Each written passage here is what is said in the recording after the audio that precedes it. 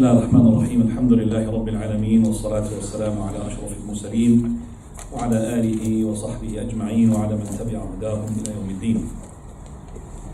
After praising Allah subhanahu wa ta'ala and passing salutation upon His Messenger Muhammad, may peace and blessings be upon him. I think we have finished the washing the deceased and shrouding the deceased. Correct? Yeah. We're about to start the prayer on the deceased. And before I start, I would like just to put a note in my notes that when we discuss the shrouding, there is something which is not in the book, and that is regarding, which is not in the books. There's 1, 2, 3, and that is what is recommended to do when you shroud. Number 1, which was the white. Number 2, that is to be 3. And number 3, cloths, 3 pieces on top of each other. The third one is that one of them is to be striped. Yes? Yeah. There's a fourth one, which is to the incense, which is to make the shroud with the incense. Meaning, if you don't have the incense, you just put some alcohol-free perfume on top of it. So, alcohol-free perfume, you put it on top of it. Now, that was in my old notes. It was not in my new book. When I've seen that, I thought I did not talk about it, except for one person, and that is, who is that, Ya Umar? Who is that person we're not allowed to put? The person who died in the battle. Oh. Yes? The person who died in Ihram. The person who died in Ihram. We're not allowed to put perfume for him, remember? We're not allowed to cover his head, you remember? Okay, in the shroud, we don't allow him to cover his head. So, with this in mind, so we make the incense bakhur, or if you don't have bakhur, you just put some alcohol-free perfume on top of the shrouds and wrap the deceased with it. Let's go to the prayer. Page number? Page number 228. Prayer for the deceased.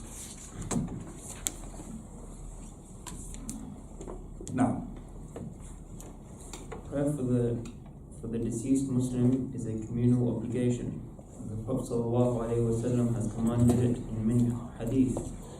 Zayd ibn Khalid al-Juhani narrated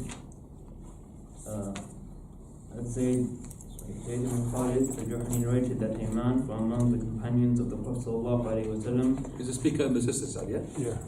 So it's okay. Just make it a bit louder. Go. A bit louder. It's not really near. Just go. For him. Zayd ibn Khalid al-Juhani narrated that a man from among the companions of the Prophet ﷺ died on the day of Khaybar. That was mentioned to the Prophet ﷺ, and he said, "Pray for your companion." The people's expressions changed upon hearing that. The Prophet ﷺ then said, "Your companion misappropriated something from the booty." Zayd said, "We searched his belongings and found some beads of the Jews, and were not even worth 2 dirham. Allahu Akbar. Right, so the prayer upon the janazah is fardu kifaya. Communal obligation, you call it, or collective obligation, whatever the two words are. What is communal obligation? That is, if 1 or 2 people prayed upon him, then the rest of the community will not be sinned. But if nobody prayed upon him, then all the community who are in charge, who are supposed to be praying upon him, they will be sinned. That's called the communal, or the community, and that is obligation. And here he brings a hadith, which is suitable for this, because it shows you that it's compulsory, that a man from the companion of the Prophet, he was killed or died in the day of Khaybar. So the Prophet ﷺ, he said, "Sallu ala sahibikum." Pray upon your brother. So the people's faces were changed. What's happening? Why the Prophet ﷺ pray on him and he doesn't pray? So pray on him because it's a communal obligation. And why he didn't pray upon him? Because of the following reasons. When he asked the Messenger of Allah about that, he said, "Verily, your partner, your brother, had ghalla. Ghalla means stolen from the booty.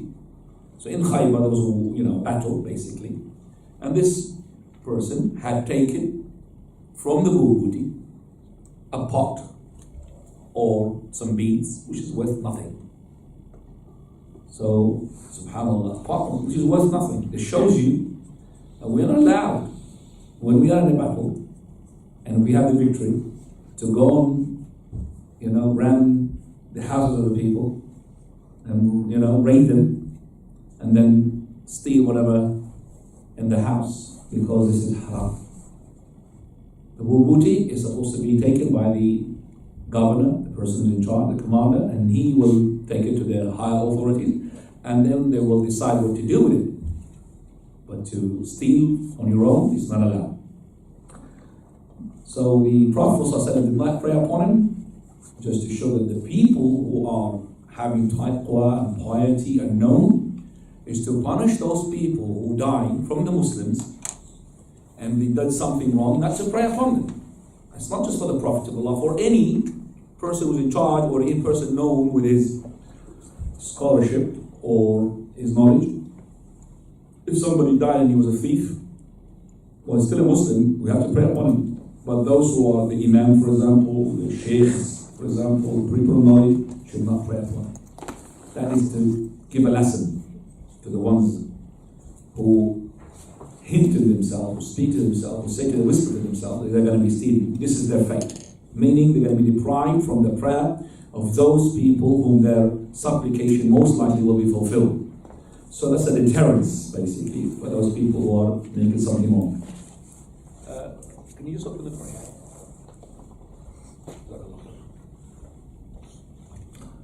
Problem. The exception to the obligation of the prayer is in the following two cases. First is the child. I would like it. Yeah. Can I move the table? Yeah, let's move it.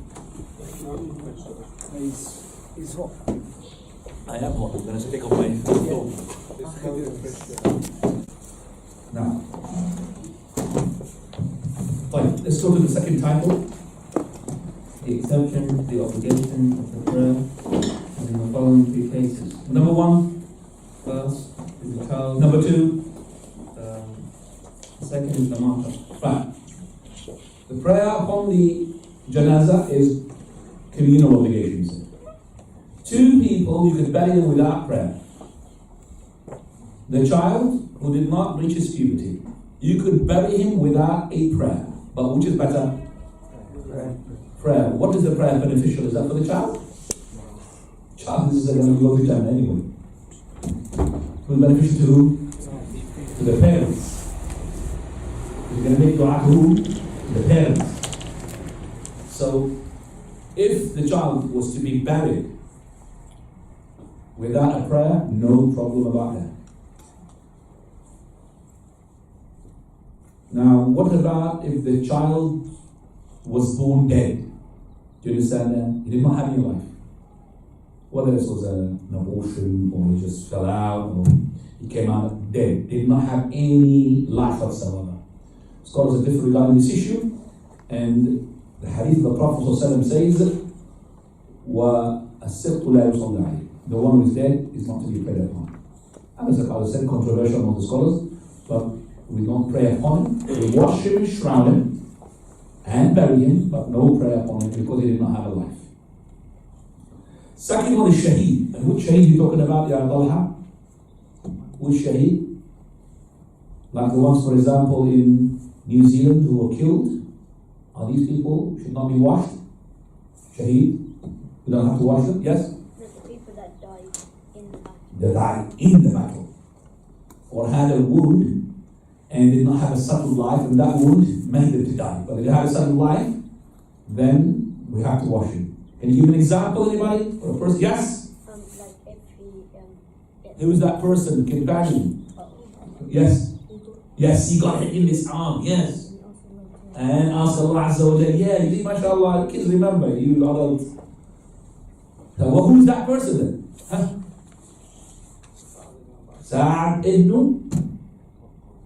No. Sa'ad? Huh? Sayyidina Mu'adh. Correct. You said it's Sa'ad halfway, Mu'adh is second. So, between the two.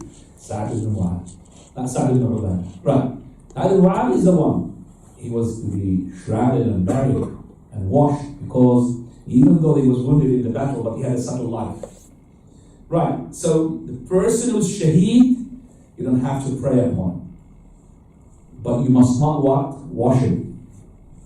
So in the shaheed, two things which are not compulsory. Shrouding is not compulsory, and praying is not compulsory. You know, look at this concession. Because imagine you've got lots of shaheeds in the Ma'arab. We don't have time to, shroud each one. We don't have time to pray upon each one. So we just bury them straight away. And we're not allowed to wash them. So how quick it is. We just bury them, and we bury 2, 3 together. Not on top of each other, not beside one another. We don't have to have shroud for them. Shroud is better, prayer is better, but we don't have to. Why? Now, he's saying the following title, which answers and that is? However, non-obligation does not deny that it is sanctioned for prayer for them. Formerly the Prophet ﷺ prayed on a child. And also in the Battle of Uhud, some of the companions were buried without prayer, and some of them were prayed upon. Hamza bin Muttalib had what? 70 prayers. Because he had been put in front of the Prophet ﷺ, and they bring people there, and the Prophet ﷺ offer the prayer. And Hamza stays there, and other will be taken to the grave, and they will be on for another. He kept praying upon him, the Prophet ﷺ.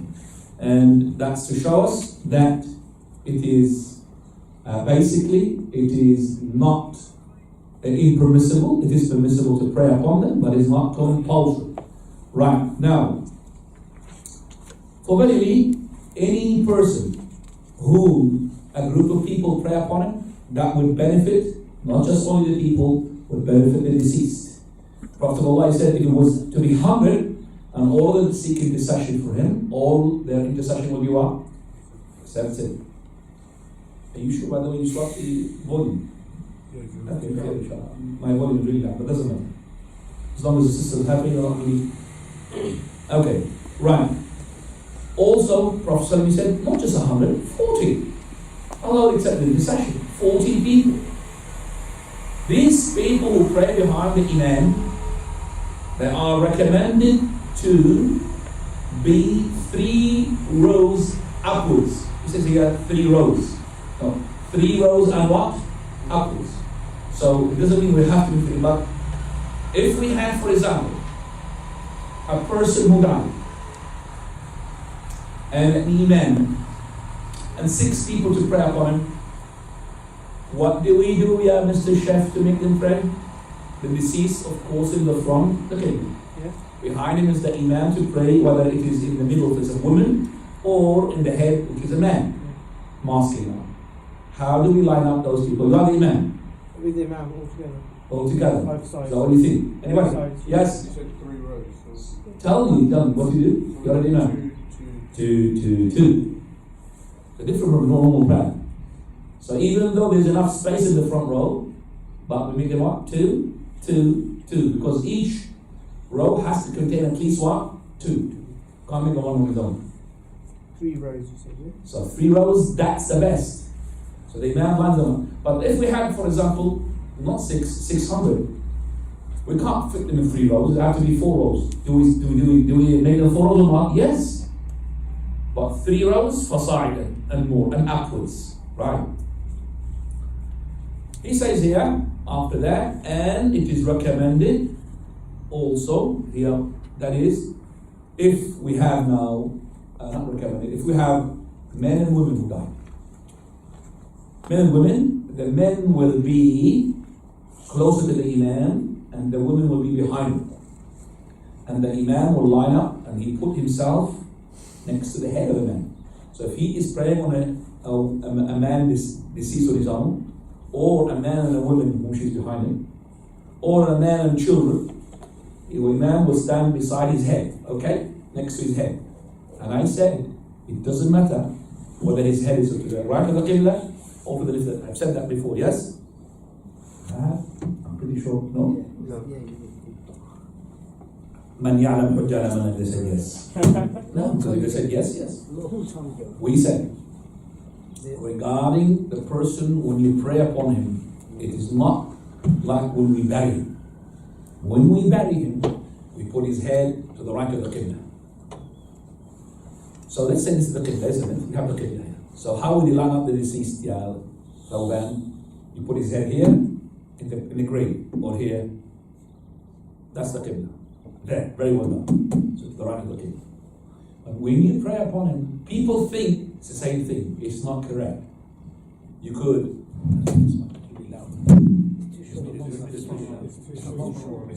Just make it loud.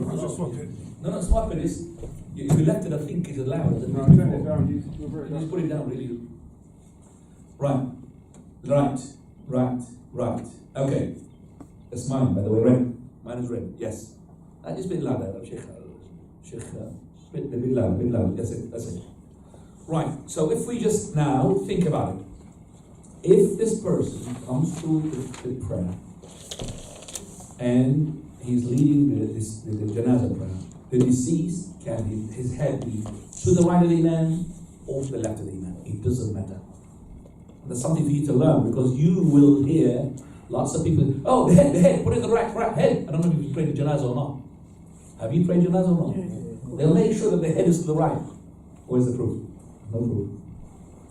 So the head could be this side, could be what? That side. But the imam has to be, if it's a male, regardless of how many females behind him, because they're dead, there's a male, then he will line up on or parallel to the head. If it's a female, regardless of how many female children behind her, the imam will line up where? To the middle, the waist of her. Right. Now we have Talha. Look at someone else. We have male man, male child, female adult, male adult, male child, female adult, female child. You are the imam. Ya Abdurrahman, line them up for me. You are the imam. Who's going to be in front of you directly? The man. The male adult. And then? Yes. The child. Then after that, they what? What child? What female and male? No, the male child. The male child. Then after that? The lady. The female adult? Female adults, and then the child. Female child. Correct. Is it in that order? Correct. Do you understand that? So the male always in front of the female, regardless of the children or adults. And this is the lining up. Correct. Right. Coming down to the following. Where does he pray upon the janazah? Read. Where should the funeral prayer be held? It is permissible to perform the funeral prayer in the mosque. Aisha radiallahu anha said, when Sa'd ibn Abu Waqqas died, the Prophet's wives requested that his prayer be in the mosque. Right. So that they could pray for Right. Now, he says it is permissible to pray in the masjid, but later on he says it's better to have a special designated place for praying upon the janazah. It's called Musalla al-Janaz.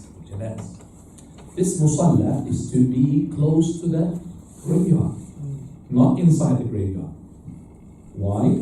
In order so that after we pray upon him, we will carry him to the burial, not to put him and ship him in a car again. He goes from the place of washing, from the place where he dies in a car, to the place of washing in a car, from the place of washing, maybe he goes into another car to the place of prayer, and then after that in a car to the place where, that's not right. So, supposed to be that when we have a musalla, janaz, we'll have the facility of the washing and the shrouding in the musalla, and it's next to the graveyard. So once we wash him, shroud him, and after that pray upon him in the musalla janaz, we take him to the cemetery. But it is permissible to pray upon him in the masjid for Wali Sa'd ibn Waqqas when he died. Aisha radiallahu anha and the ones of the Prophet they asked for his janazah to be put into the masjid for them, so the women they could pray upon him. So they would stake in his body next to the wives rooms for them to pray on him. So some of the people that started talking about this, this is not correct and all of that. For very late, when Aisha heard about this, he said, how fast are the people, to condemn something they have no knowledge of? How fast are the people to condemn something which we have what? They have no knowledge of. It's true. They condemn it without having no knowledge. For very late, they have condemned us, or they have talked about us because we have offered the prayer of the janazah in the masjid, and the Prophet of Allah, he offered the prayer of the janazah on Suhail ibn Bayda in the heart of the masjid. To show it's permissible. So how can you condemn something or criticize something where you have no knowledge of? Please have knowledge and then criticize. And that was the time of Aisha. We're talking about the era of the companions plus the era of the Farq. So it is the case at that time. Tell me how many people that criticize things without knowledge. Not criticize. They will act upon things and make the process take place. And then later on, I didn't know. It's too late now. They make a coup and then later on, we didn't know the coup is haram. After how many people killed and how many people injured. Why?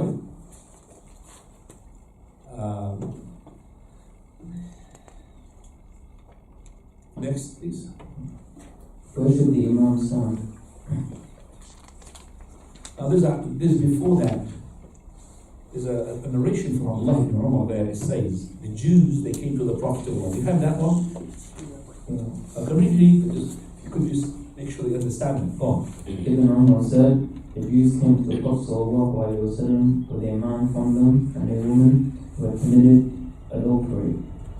The Prophet ordered that they be stoned, and they were stoned close to the place of the funeral prayers near the mosque. Abu Hurairah reported. It is that narration. Did the Prophet offer the prayer of the janazah on the Jews? Did you understand from that list? No.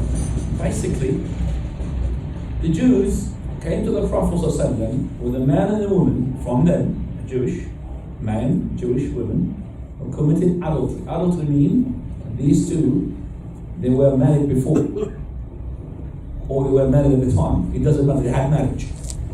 And they committed the fornication, they call it adultery in English, meaning that they were, I don't know if you understand that in English, they were married before, they were married at the time. They asked the Prophet ﷺ for the verdict. So he said, don't you find it in your book?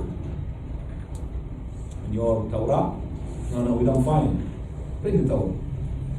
So he started reading, his name is the preacher, or the Rabbi, Surya. He started reading, and Abdullah ibn Salam was watching. And he read the verses in the top, the verses in the bottom, and he left the one in the middle, which talks about the one who commits adultery, they should be what? Stoned to death. So we don't find stoning. So Allah says, lift up your finger. Read it, it's there. It says, the ones who commit adultery, it's in the Jewish religion.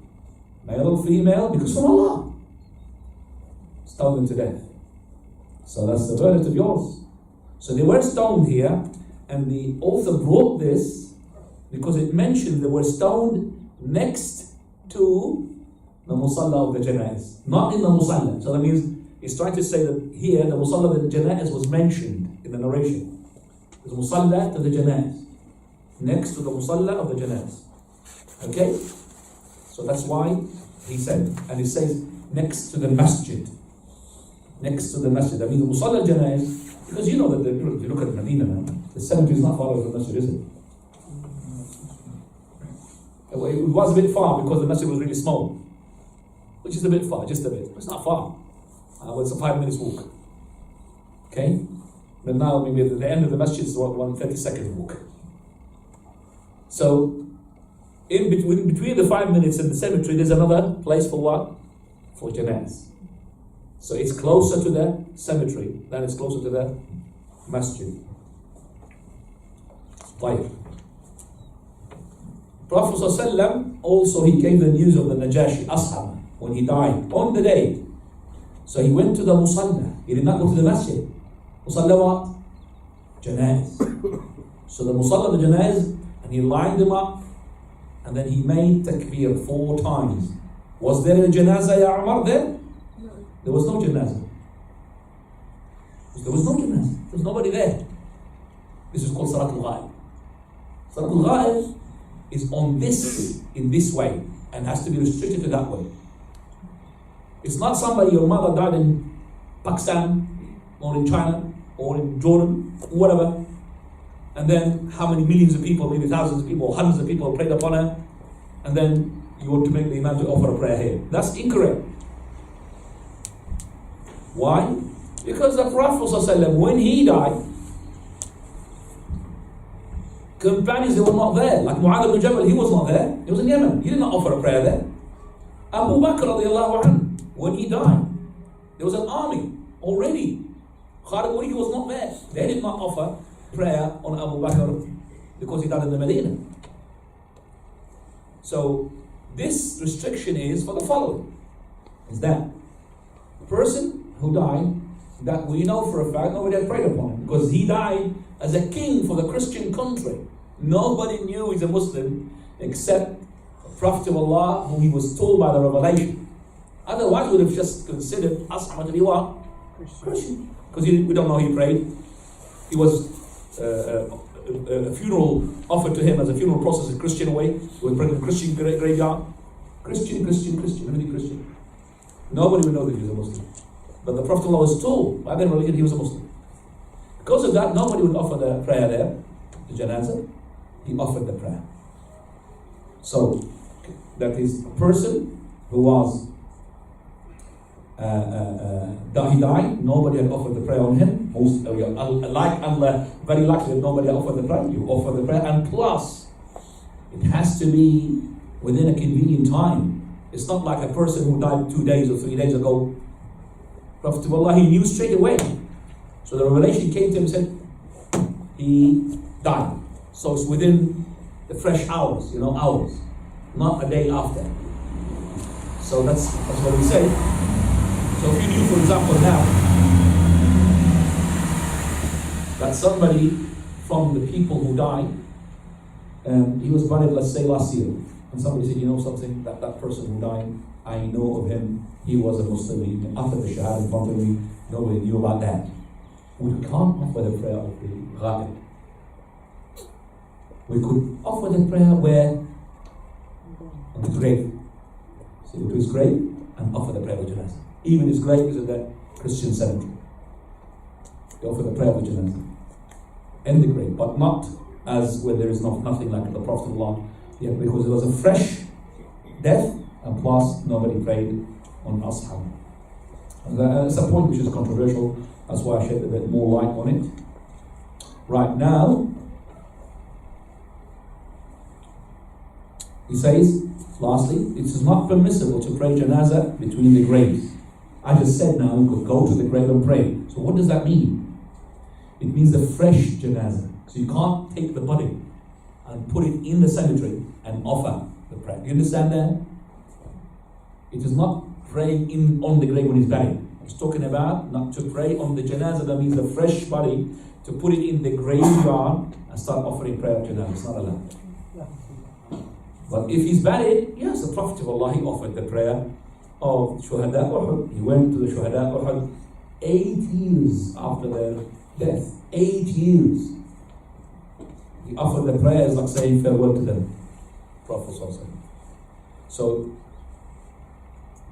no problem to go to somebody who you have, a relative you did not pray upon, to go and pray on the grave of his. You make the grave between you and the Qibla. You pray the janazah prayer, remember, it has got no ruku or no sujood. Because ruku and sujood is not allowed in the cemetery. Right. Where does the Imam stand? We have already said that, but let's just make sure that we cover everything. It says here that I have, and Abi al-Khayyat, he said, I've witnessed Anas radiallahu anhu. He prayed upon a janazah of a man, so he stood next to what? His head. Yes? Then the janazah man went, then the janazah of another woman, she came from Quraysh, or from the Ansar, and he said, Abu Hamza, this is the janazah of so-and-so for female name, the daughter of so-and-so. So he prayed upon her, and he had stood in the middle of hers. Yes? Yeah. Now, when the people had seen that he had differed in his standing regarding the male and the female, they said to him, Abu Hamza, which is the kunya of Anas, what is this? He said, the Prophet ﷺ used to do this, and I did the same thing. Right, so learn. He said, learn this. Right, now, you notice here that there was two janazah. He offered one prayer on the janazah, then offered a prayer on the janazah. And that's a very good thing as well. If you have where sort of most likely the people will wait to offer two different prayer of janazah, it will be better to pray on each janazah individually. Do you understand that? If you believe that the people will stay, because some of the people, as soon as they make the first janazah, are gone. If you believe that, let's say for example, there's a few people there, and you know that they're going to be staying there. So each janazah on its own. Each janazah on its own. Like this is what happened. So they pray the janazah, then it's called another janazah, but you could put them all together, inshallah. Right. How is the janazah prayed? Sifat al-salah. Now, The description of the prayer. There are to be 4, 5, and even up to 9 takbir made in the funeral prayer. Sometimes the Prophet ﷺ would do it one way, and sometimes he would do it another way. As for 4 takbirs, Abu Hurairah reported the Messenger of Allah ﷺ announced the death of the ruler of Abyssinia on the day that he died. He then went out to the place of prayer and lined the people in rows and made 4 takbirs in the prayer. Regarding 5 takbir, okay. Basically, Sifat al-salah is that we could pray on the janazah with 4 takbirat up to 9. So you can just make it 4 up to 9. We have a proof for each number except for the 8. But because we have the 9, then we have 7 and we have 9, that means 8 is okay. So you can pray 4 takbirat, 5 takbirat, 6 takbirat, 7 takbirat, and I'm pretty sure you have never prayed more than 4. Prove me wrong. I prayed, but the mosque down there, what's it called? Prove me wrong. Yeah, that mosque. What? prayed That Muslim mine. would never pray more than 4. I prayed mine. I was surprised. Where? Which masjid? I haven't masjid this morning. Tabligh, not Tabligh, the other one. Oh, the Big town. masjid. Yeah. Oh, the Yeah. Sufi program. The prayed 9? 9 takbir, I was surprised. I thought, Are you sure? Are you sure? Yeah, I was 100%. You were awake? Yeah, I was there. I was, so, yeah, definitely. Wow. 2 years ago, I think, or Was he a beer sab or anything like that? Was he a beer sab and he was a big man? we were announced it here, so I won down there, so 90 Okay. years. I don't know. I'm pretty sure that they don't know this. Anyway, they always pray 4, you've seen them. 9. So it depends upon how good is the person to offer more takbirat. And all the rest of the extra takbirat is dua onto the deceased, basically. Right. Here, the proofs for the 6 and 7 up to the 9. Now he says it is permissible for him to raise up his hand in the first takbir. It's actually, this is the sunnah. You raise up your hand in the first takbir. Takbir al-ihram. Now after that, the second, the fourth, if you want to extra 5, 6 seconds. After that, we don't have a single authentic narration from the Prophet ﷺ. As for the companions, we do have one. Its authenticity under controversial, but regardless, it is from someone who's Abdullah ibn Umar, who did not see the Prophet ﷺ do the janazah prayer there.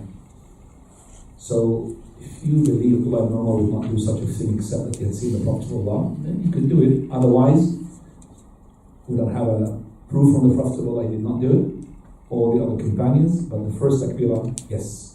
First of all, he says, Abdullah ibn Abbas, Prophet ﷺ used to raise up his hand in the first takbirah of the janazah, and he does not do anything. He does not do any raising up after that. That's the first hadith. Abdullah ibn Abbas, he said, he used to raise up his hand in the janazah in the first takbirah, and does not do any raising up of the hands afterwards. Then he puts the right on the left, just like with the prayer, right on the left, exactly the same way. Then after the first takbirah, he would read the Fatiha and a surah. Most people read the Fatiha. Surah is from the Sunnah. To read a surah. قُلْ وَاللَّهُ أَحَدٌ قُلْ أَعُوذُ بِرَبِّ الْفَلَقِ. And then make the second takbirah, and we said without raising the hands, that's what we believe. And we say Alhamdulillah. We don't say Hadshu Alhamdulillah. Because I said we say and then I sneezed. We don't say sneeze Alhamdulillah. This is just something that happened in the middle. And this reminds me what happened with the Sheikh Al-Albani. It's still recorded until today. Sheikh Al-Albani, rahimahullah. Bear in mind what happened to me. I said, we say, and then I sneezed. And I said, Alhamdulillah. So somebody may be listening, he thinks that we say, sneeze, and Alhamdulillah. Sheikh Al-Albani used to have a cough coming, he used to clear his throat and his sort of phlegm comes out of him sometimes.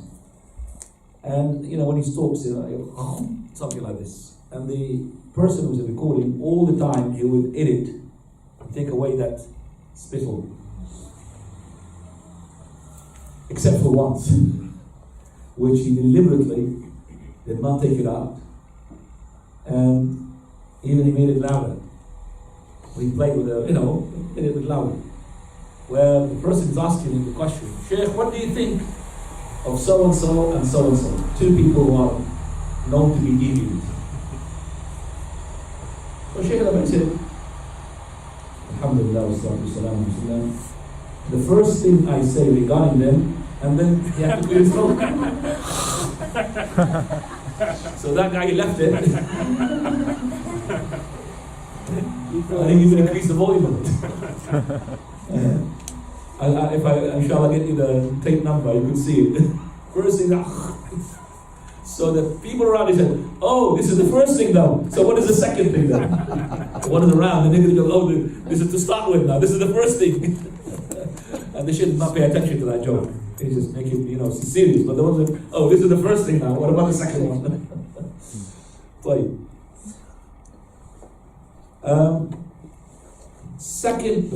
After the first takbirah, we said the Fatiha and the Surah. Second takbirah, we say Salat Ibrahim. Allahumma salli ala Muhammad, ala Muhammad, kama sallayta ala Ibrahim, ala Ibrahim, innaka hamidun majid. Allahumma barik to the X, to the end of the Salat Ibrahim. Then the third takbirat, and the fourth, and the fifth, and all of those are all of them dua. So after the second takbirah, third, fourth, fifth, all of it what? Dua. And the best dua is that the dua is from the Prophet. Can't find better than the words of the Messenger of Allah. And remember when you make dua, akhi ikhlas. Some people's dua for them is just a habit where he doesn't know what he's saying. So he's just parroting some words, which he had learned them, and he doesn't have any heart behind it. You understand? And that dua is not going to be beneficial, not to you, not even to the deceased. So he's just there to show, to show up, basically, because in case nobody sees him, then he will be in trouble. So he's to show his face, prove that he was there. It's not for the dua. You need to make effort in the dua. And remember yourself, you're going to die as well. You need that dua. And if the deceased was to say something, he would say to you, what are you doing, brother? I need your dua and you're really messing about. What are you doing? If you're to talk. So be sincere in your dua. From those dua, Allahumma ighfir lahu warhamhu wa'afihi wa'fu anhu wakrim nuzulahu ووسع مدخله ونقيه من الخطايا كما ينقى الثوب الابيض من الدنس واغسله من الخطايا بالماء والثلج والبرد اللهم ابدله دارا خيرا من داره واهلا خيرا من اهله وزوجا خيرا من زوجه وادخله الجنه وقيه عذاب النار وقيه عذاب جهنم وقيه عذاب القبر. Fine. So this is the dua when it was said. The companion who had heard it, which is Auf ibn Malik, he said, I wished that I was that dead person. I wished that I was that dead person. When I heard the Prophet making that dua to that dead person, I wished I was that dead person. So what does that dua mean? Translate this. Oh, O Allah, forgive him, have mercy on him, pardon him, excuse him, give him an honourable reception, make his grave wide, wash him with water, snow and ice, cleanse him of sin as a white garment is cleansed of filth, exchange for him an abode that is better than his present abode, and his family for a better family, and his spouse for a better spouse, enter him into paradise, protect him from the punishment of the grave and the punishment of the hellfire. right. He says as well, dua between the last takbir and the last one is also permissible. Of course, we said it's all of it dua, right? So all of these are dua. Then after that, he will make 2 salutation or 1 salutation, just like the normal prayer. The normal prayer we have, you remember, 4 ways of doing it. Assalamu alaikum wa rahmatullahi wa barakatuh to the right. Assalamu alaikum wa rahmatullah to the left. Assalamu alaikum wa rahmatullah to the right. Assalamu alaikum wa rahmatullah to the left. Assalamu alaikum wa rahmatullah to the right. Assalamu alaikum to the left. Assalamu alaikum to the right. This all 4 ways. Same thing, you can do that in the janazah. Choose whatever. Maybe you pray in the haram, you notice that they pray the following. Assalamu alaikum wa rahmatullah. That's it. And we don't have authentic narration regarding this. This is the way to pray janazah, exactly the same way you pray the prayer. Right? So, I remember one imam, he buried himself in the haram, and he made, I can't remember which imam, when I went to do Hajj the last time, he made taslima on both sides. It's Hudayfi, Hafidhahullah. Remember, Medina. He made the taslima, Assalamu alaikum wa rahmatullah, Assalamu alaikum wa rahmatullah. That's strange in some way. I thought, would he stay still then? Would he be told off? Definitely he was told off. Following prayer, he went back to the Assalamu alaikum. Of course, it's like a tradition. You can't change the tradition. So that person, subhanAllah, I'm very honored and Jazakallah khairan for being courageous enough to say that. To show that there is other, salutations. And one of them as well, even dared himself to make the dua without a melody. On the witr. The witr prayer. Allahumma bina fi man hadayt. This person said, no melody. It's amazing. And another one, he dared himself to do the dua at the 27th night, short. That's a big deal. And we got it all there. So, short. How can you? He's been told off from short. Because the dua, for them is about 10 minutes at least. For the winter of the 27th night. But this one was just the dua of the Prophet. That was amazing. That was amazing. Jazakallah khairan. Tayyib. Coming back. And he says that, verily, the salutation, and I'm going to add here, the salutation is to be done secretly, silently, not secretly, silently. That's the sunnah. If you can do it, do it. Silently, that means without sound. So how can the people know? That's where the sunnah of the Prophet of Allah comes in, where the people who are supposed to be behind the imam are the ones who are eligible, secluded and sedate. So they will see the imam, they will do salutation, and then the ones who are behind will follow suit. So the people behind will see the imam will do the same thing. So we'll be doing like this. So silently. I mean audible to the first one. So that's it. Right. Then he says, it is not permissible to pray the janazah prayer in the time which is prohibited, except if it is a necessity. Prophet of Allah said, or Prophet of Allah forbade us from offering the prayer and burying of the deceased on the following times: when the sun is rising until it risen, and when the sun is zenith until it became dhuhr, and when the sun is setting until it sets. Yes?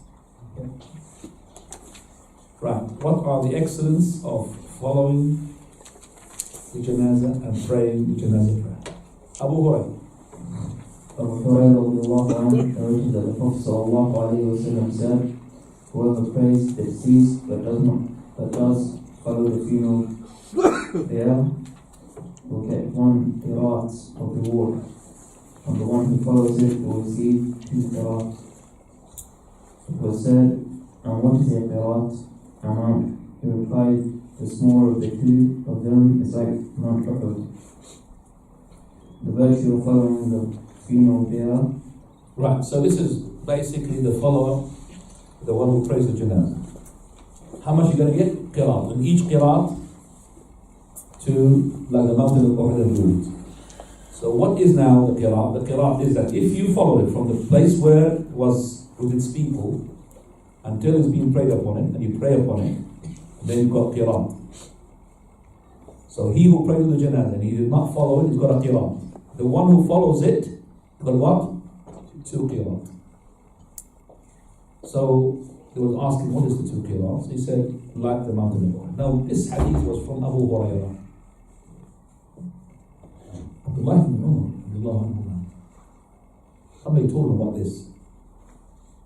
He was not sure. He said to Aisha, a person to ask him, is that true? Aisha said, confirm. Yes, she heard from the Prophet sallallahu alaihi wasallam. Then Abu Hurairah heard that Abdullah ibn Umar is checking up on him. So he came to him, asking hadith.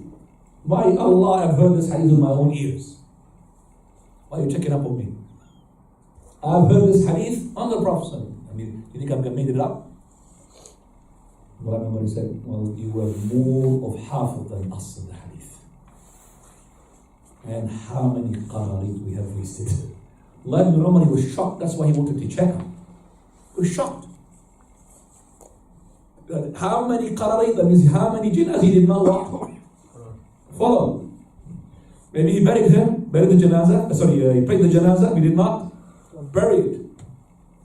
Some of the students of knowledge, they said, you only get the second qirat if you pray on the janazah. So that means if you did not pray the janazah and you just went to the burial, you don't get qirat, you get a reward. The second qirat is conditional to the first, that is to pray on the janazah. Because the Prophet said, if you pray on the janazah and you did not follow it, you got 1 qirat. If you followed it, you got 2 qirat. But it doesn't mean if you did not pray the janazah, you're going to get qirat, half of that. It's not maths, by the way. It's not maths. So if you just buried it, you get a reward. But if you want to get the 2 qirat, you get 1 qirat, pray on it. 2 qirat, follow it until it's been buried. And the qirat is like the mountain of Uhud reward. This janazah is for the followed, is for the men, male, not the female. The Prophet ﷺ, according to Atiyah, she said that he told us not to follow him, but he did not, made a lot of emphasis. I mean, the women are allowed to follow in special cases where she's not mixing up with the men, where maybe it's her father or her husband, she wants to go there and she's not mixing, and she is dressed up properly, and she's to be away from the men, is no problem. But it's better for her not to follow janazah. So we don't want to now have janazah where people, instead of focusing on the janazah, focus on the women. It's a time for the focus of the janazah on the dead. And this woman, you will divert the focus of the people on the women. Start looking at them. طيب. Janazah is not supposed to be followed by anything that would oppose the Sharia. Like wailing with loud voices of crying, or the incense. The incense, like the Christian, they do that. They follow the deceased with the incense. Okay. Unfortunately, when we bury the deceased, they put them in one of these like little vans in our country, and there's a megaphone. On top of that, I don't know if you've seen that. They had megaphone, and then Abdul Basit is reciting loud from the masjid until the burial. It's all in the bid'ah. ما أنزل الله بها من سلطان. So you're not allowed to follow it by fire. Like the kings, and the monarchs, when they die, what do? They put them on a tank, exactly like the non-disbelief. Put them in a tank and they start following. And then when they bury him, they shoot 11 bullets or whatever. How many bullets? 21 bullets. You must have heard this. You must have seen it. Yeah, 21 gun salute. Yeah, it's the same. They follow the kuffar trend exactly. Unless they are proper tawheed, like the Saudi Arabians when they die or the Gulf. Nothing in the sand, that's it. They put him in the sand, that's it. King Abdullah, the king, which is the billionaire, the sand. Just like that. No janazah, nobody knows where his grave is. On the floor.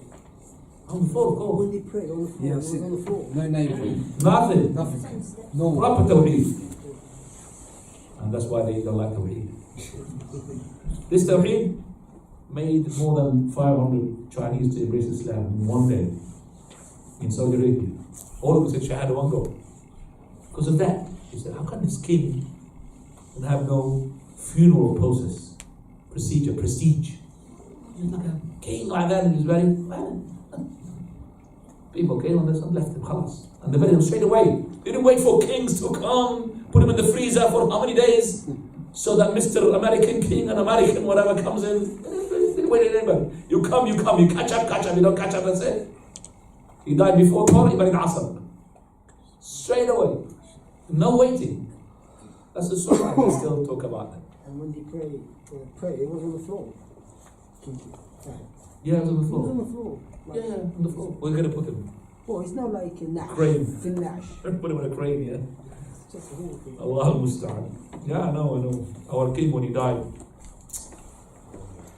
even though that he had put in his will that he wanted to be buried on the floor, but the monarchy, they will not let him. So they made him for a bit of time, and then later on they put that shrine for him again. He wanted to be buried on the floor. طيب, you've seen the janazah of, for example, Hafid al-Assad, head of Syria. Janazah was messed up. Of course, he's from the Nusayriyya sect, but they wanted to show to the people as a janazah, but they've taken away the cameras and they made their own rituals, the kufr rituals. So when they prayed the janazah, they were praying opposite one another. So one is praying towards Qibla and one prays to what? Other side of the Qibla. One prays to the right, one prays to the left. They make it a circle on him. Janazah prayer. Allah understand.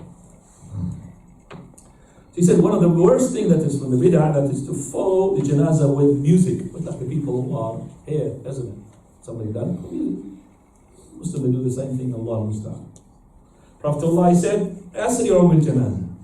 If you go to Saudi Arabia, in the haram, how the people being taken away from the haram to the burial, very fast. Very fast. Prophet Allah said, if it's good, why are you delaying? The janazah says, come on, good. I want to see good, I want to go there. And if it's evil, please get rid of it quickly from your shoulders. So in both ways, you hasten it. So if it's evil, you don't want to stay on your shoulder. If it's good, the janazah will say to you, come on, what are you waiting? Put me there.